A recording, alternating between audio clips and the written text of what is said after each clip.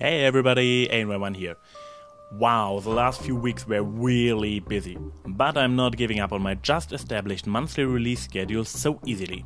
So, let's talk about reviewers. To be precisely, the Top 10 reviewers I currently watch. 2012 edition. As the title indicates, I'm not going to talk about my all-time favorite shows, but rather what I happen to watch at the time I release this list. And since my watching habits don't change too often, I think a list like this does not make sense to be renewed too frequently. So, 2012 edition. Also, the order of this list is less about how much I actually like a show and rather about how obvious it is that I watch the show, with number 10 being the most obvious and number 1 the least obvious. But enough introduction, let's start the list. Number 10.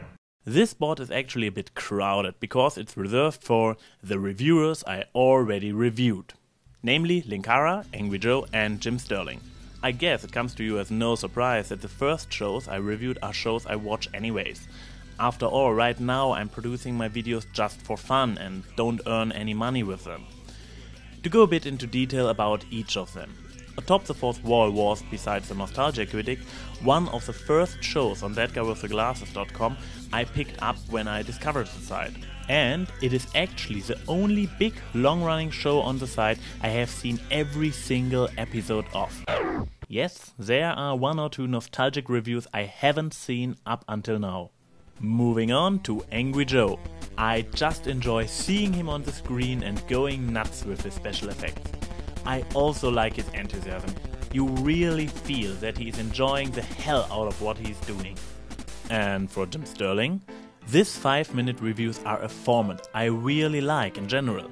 There is always time to watch one in between other stuff. What I like about Jim is a combination of quite solid argumentations that make me wonder why the gaming industry isn't actually listening to him, and his over-the-top persona. This kind of egotistical, self-proclaimed leader of men was in fact my original idea for Boss, but I was never able to pull it off the way Jim does. I'm a genius! I'm a literal genius! Number 9. Still pretty obvious, since I referred to him during my Portal review and even copied his style as a tribute during one of my earlier videos. Yahtzee with zero punctuation. He's mean, he talks fast, his show has this awesome art style.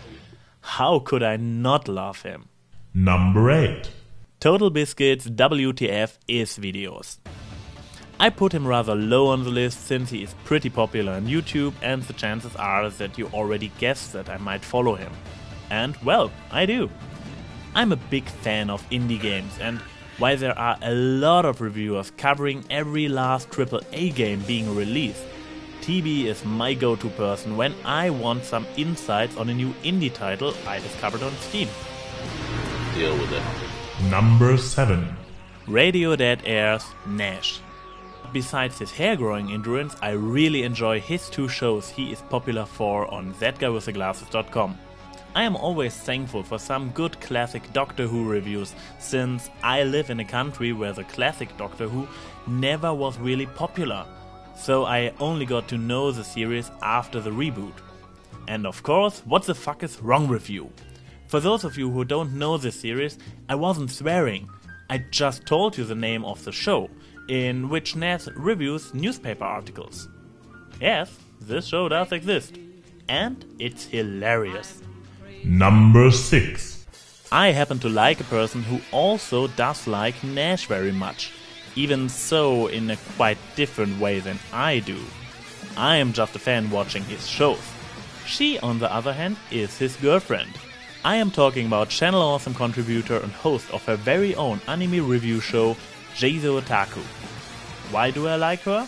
Well, I am an old anime fan, and I really enjoy her playful but very informative and most of the time spoiler-free reviewing style. And I particularly love her crossovers with Number 5. Bennett the Sage. I actually never got caught on his video game reviews, but I recently discovered his Anime Abandon series. As I just mentioned in the context of why I like Jeizo Otaku, I'm really into anime. Or at least I used to be. Today I'm more like a casual anime watcher. But back then, in puberty, I was crazy about it. Especially the crazy shit. So, anime abandon invokes a kind of nostalgic feeling in me. Number 4. I discovered him shortly before he became a member of Team That Guy with the Glasses, through a recommendation on the site. He is short, he dances a lot, and his favorite weapon is a hammer named Lucille. He is Erod, the blockbuster buster. Okay, what do I like about him and why would I recommend him to you? Like Angry Joe, he is very energetic and he likes to play a lot with special effects. Even so, Erod's show is more scripted and his effects are less After Effects and more camera works. Something actually very few reviewers work with. I guess if I haven't made the whole green screen and cloning exploitation my thing, this would have been a style I would have come up with as well. He also makes a lot of references to TV shows old and new I also enjoy. If you enjoy his show or not stands or falls with if you like his persona. So I recommend, if you haven't already, just give him a shot. I for one count myself to his fans. Number 3. Phaelus. Okay, why is a major contributor of Team That Guy with the Glasses so high up in the list? Is it really so surprising for me to like him? Actually, yes, because I myself can't tell what it is that makes me come back for his show repeatedly.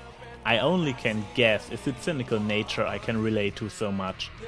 Because if you want somebody to bash a terrible horror movie with a lot of annoyed eye-rolling, oh reallys, and a trenchant sarcasm, Phaelus sure is your man. Number 2. The one that does not fit into this list at all. This show has a cutesy art style, an extreme positive attitude, and is not reviewing gaming industry problems from the outside, but from the very inside. Penny Arcade's Extra Credits. While I like Phaelus and most of the other guys in this list for their negative or angry reviewing style, I love Extra Credits for their thoughtful and idealistic view on the world. And fun fact, due to their positive and by this very often productive approach on their topics, I actually started referring them in context of my studies. And one of my professors already caught on to them and included this show in his script. If you are interested in a positive gaming related show, go check it out. Number 1. So, what is a reviewer I expect you to least expect me to watch on a regular basis? The creepy bald guy, aka Martial Horror, with his show critiquing the critics. Well, most likely I got it totally wrong and you were actually thinking that I have been watching his show even before I started my own. But in fact I discovered him quite recently doing my research for my Angry Joe review. Until this point I didn't even realize there are other guys out there reviewing reviewers. I kind of expected that somebody would have reviewed a reviewer before me at some point.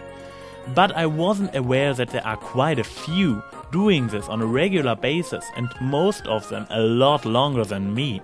Well, now that I know that, do I feel frightened by the creepy bald guy as a competitioner? Yes and no. Yes, because he already threatened me on Twitter with castration if my upcoming review of a subject he already did is better than his. And no, because we have totally different approaches on reviewing a reviewer. He produces funny reviews without special effects centered on a series core. I, on the other hand, seriously produce fun reviews centered on nothing but special effects. So, this was my list of review shows I currently watch on a regular basis. By the way, I didn't include the subject of my upcoming boss review, even so I'm a big fan of his show. I just don't like spoilers.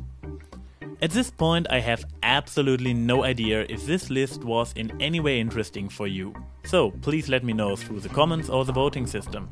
And either I'll consider making more vids like this or we all move on and never talk about this again. See you soon, folks!